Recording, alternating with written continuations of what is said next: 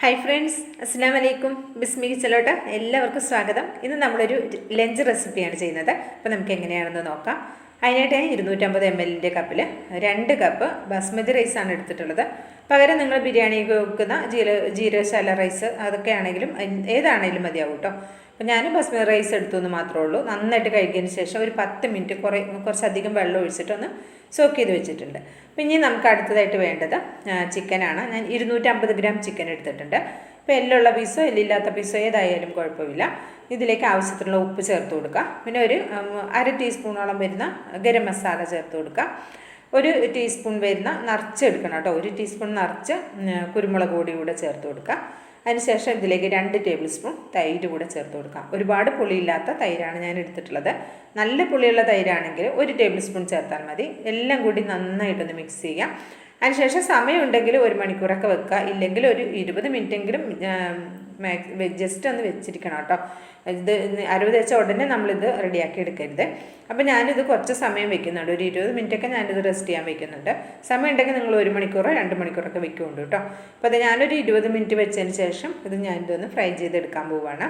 അപ്പോൾ ഇതിനായിട്ട് ഒരു പാത്രം അടുപ്പത്തേക്ക് വെച്ച് കൊടുക്കുക. അതിനുശേഷം ഇതിലേക്ക് ഓയിൽ ഒഴിച്ച് കൊടുക്കുക. ഇത് ഫ്രൈ ചെയ്യാൻ ആവശ്യമായ കുറച്ച് ഓയിൽ മാത്രം ഒഴിച്ച് കൊടുക്കുന്നുള്ളൂ. ഒരു 3.5 ടേബിൾ സ്പൂണോളം വരുന്ന ഓയിലാണ് ഒഴിച്ച് കൊടുത്തിട്ടുള്ളത്. അതിനുശേഷം ഓയിൽ നന്നായി ചൂടായി വരുമ്പോൾ നമുക്ക് ചിക്കൻ പീസസൊക്കെ വെച്ച് കൊടുക്കാം. കുരുമുളക് പൊടിയുടെ അളവ് നിങ്ങൾക്ക് കുറച്ചുകൂടെ കൂടുതൽ എടുക്കണമെന്നെങ്കിൽ എടുക്കാം കേട്ടോ. എരിവൊക്കെ നമ്മുടെ ടേസ്റ്റിനനുസരിച്ച് എടുക്കാവുന്നതാണ്. ഒരു മീഡിയം ഫ്ലെയിമിലാണ് ഞാനിത് വെച്ച് ഫ്രൈ ചെയ്തെടുക്കുന്നത് കേട്ടോ. ലോ ഫ്ലെയിമിലൊന്നും വെക്കേണ്ട, ഹൈ ഫ്ലെയിമിലും വെക്കേണ്ട. ഒരു മീഡിയം ഫ്ലെയിമിൽ വെച്ചിട്ട് നമുക്കിത് ഫ്രൈ ചെയ്തെടുക്കാം. ഫ്രൈ ചെയ്തെടുക്കുമ്പോൾ ഒരുപാട് അങ്ങോട്ട് മൊരിഞ്ഞു പോകുന്ന രീതിയിൽ ചെയ്യേണ്ട. ഒരു 1/4 ഭാഗം വെന്താൽ മതി കേട്ടോ. അപ്പോൾ ഒരു ഭാഗം ആവുന്ന സമയത്ത് പതുക്കെ ഇതൊന്ന് തിരിച്ചിട്ട് കൊടുക്കാം. വളരെ സിമ്പിളായിട്ട് ചെയ്തെടുക്കാവുന്ന നല്ല ടേസ്റ്റി ആയിട്ടുള്ളൊരു ലഞ്ച് റെസിപ്പിയാണ്. ഇപ്പോൾ നമുക്ക് കറികളൊക്കെ ഉണ്ടാക്കാൻ ബുദ്ധിമുട്ടായിരിക്കുന്ന സമയത്ത് പെട്ടെന്ന് നമുക്ക് ചോറ് തയ്യാറാക്കണമെങ്കിൽ നല്ല ടേസ്റ്റി ആയിട്ടുള്ളൊരു അല്പം കുറച്ച് ചിക്കൻ കയ്യിലുണ്ടെങ്കിൽ പെട്ടെന്ന് തയ്യാറാക്കി എടുക്കാവുന്ന ഒരു ലഞ്ച് റെസിപ്പിയാണ്. ഇപ്പോൾ ഞാൻ ചിക്കനൊക്കെ ഇവിടെ ഫ്രൈ ചെയ്തെടുത്തിട്ടുണ്ട്. അപ്പോൾ വേറൊരു പാത്രം അടുപ്പത്ത് വെച്ച് കൊടുത്തിട്ടുണ്ട്. അതിലേക്ക് നമ്മൾ ചിക്കൻ ഫ്രൈ ചെയ്തെടുത്തിട്ടുള്ള ഓയിലുണ്ടല്ലോ ബാക്കി, അത് നമുക്ക് ഈ പാത്രത്തിലേക്ക് ഒഴിച്ചു കൊടുക്കാം. പിന്നെ നമുക്കിതിലേക്ക് ഒരു 1.5 ടേബിൾ സ്പൂൺ ഓയിലും കൂടി ചേർത്ത് കൊടുക്കാം. ഫ്രൈ ചെയ്തെടുത്ത ഓയിൽ കുറച്ചേ ഉണ്ടായിരുന്നുള്ളൂ. അപ്പോൾ അതിലേക്ക് നമുക്ക് കുറച്ച് ഓയിലും കൂടെ ചേർത്തിട്ട് അതിലേക്ക് കുറച്ച് ഏലക്ക, ഗ്രാമ്പു, പട്ട, കുരുമുളക് അതൊക്കെ നമ്മുടെ ടേസ്റ്റിനനുസരിച്ച് എടുക്കാം. എന്നിട്ട് അതിട്ട് കൊടുക്കുക. പിന്നെ 1 ടേബിൾ സ്പൂൺ ഇഞ്ചി വെളുത്തുള്ളി ചതച്ചെടുത്തത്. ഇഞ്ചി വെളുത്തുള്ളി കൂടി പോകണ്ട കേട്ടോ. 1 ടേബിൾ സ്പൂൺ മാത്രം മതി. 1/4 കിലോ ചിക്കനാണ്, 250 ഗ്രാം ചിക്കനാണ്, 2 കപ്പ് അരിയുമാണ് എടുത്തിട്ടുള്ളത്. അപ്പോൾ അതിനനുസരിച്ചിട്ടാണ് ഞാൻ എല്ലാ ചേരുവകളും പറയുന്നത്. ഇതിലേക്ക് ഒരു മീഡിയം വലിപ്പമുള്ള സവാള നീളത്തിൽ കനം കുറച്ച് കട്ട് ചെയ്തത്, 2 ബേ ലീവ്സും ചേർത്തിട്ട് നന്നായിട്ടൊന്ന് മിക്സ് ചെയ്ത് കൊടുക്കുക. അപ്പോൾ ഇതേപോലെ ഒന്ന് വാടി കിട്ടിയാൽ മതി കേട്ടോ. കൂടുതൽ ഒരുപാട് വാടി മുരിഞ്ഞു പോകണ്ട. ഇതിലേക്ക് 1 ടീസ്പൂൺ വലിയ ജീരകം, പെരുംജീരകവും 1 ടീസ്പൂൺ നിറച്ച് കുരുമുളക് പൊടിയും ചേർത്ത് കൊടുക്കുക. പിന്നെ ഇതിലേക്ക് 2 ടീസ്പൂൺ ബിരിയാണി മസാലയാണ് ചേർക്കുന്നത്. ബിരിയാണി മസാല ചേർക്കണമെന്ന് ഒരു നിർബന്ധവുമില്ല. കയ്യിൽ ചിക്കൻ മസാല ഉണ്ടെങ്കിൽ അത് ചേർത്ത് കൊടുത്താലും മതിയാകും. 2 ടീസ്പൂൺ നിറച്ച് ചേർത്ത് കൊടുക്കുന്നുണ്ട്. ഇതിലേക്ക് ഞാനൊരു മാഗി ക്യൂബ് കൂടെ ചേർത്ത് കൊടുക്കുന്നുണ്ട്. ഒരു പാക്കറ്റ് മാഗി ക്യൂബിൽ 2 ഇതേപോലത്തെ എണ്ണം ഉണ്ടാവും. അതിൽ 1 മാത്രം ചേർത്ത് കൊടുത്താൽ മതി കേട്ടോ. അപ്പോൾ നമ്മൾ കുറച്ച് അളവിലല്ലേ ചെയ്യുന്നുള്ളൂ. കൂടുതൽ അളവിൽ ചെയ്യുമ്പോൾ എല്ലാ ചേരുവകളും കൂട്ടിയെടുക്കാനും ശ്രദ്ധിക്കണം കേട്ടോ. ഇനിയിപ്പോൾ ഇതിലേക്ക് 1 പിഞ്ച് മഞ്ഞൾപ്പൊടിയുടെ കളർ അളവ് കൂടണ്ട. അപ്പോൾ നമ്മുടെ ചോറിൻ്റെ റൈസിൻ്റെ കളർ തന്നെ മാറിപ്പോവും. 1 പിഞ്ച് മാത്രം ചേർത്തിട്ട് എല്ലാത്തിൻ്റെയും പച്ചച്ചുവ പോകോളം ഒന്ന് ഇതേപോലെ ഒന്ന് വഴറ്റിയെടുക്കുക.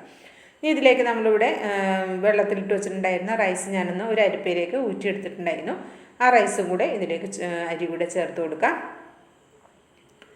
അരി കൂടെ ചേർത്തതിന് ശേഷം നമ്മളിവിടെ ഫ്രൈ ചെയ്ത് വെച്ചിട്ടുള്ള ചിക്കൻ 1/4 ഭാഗം വെന്താൽ മതി കേട്ടോ.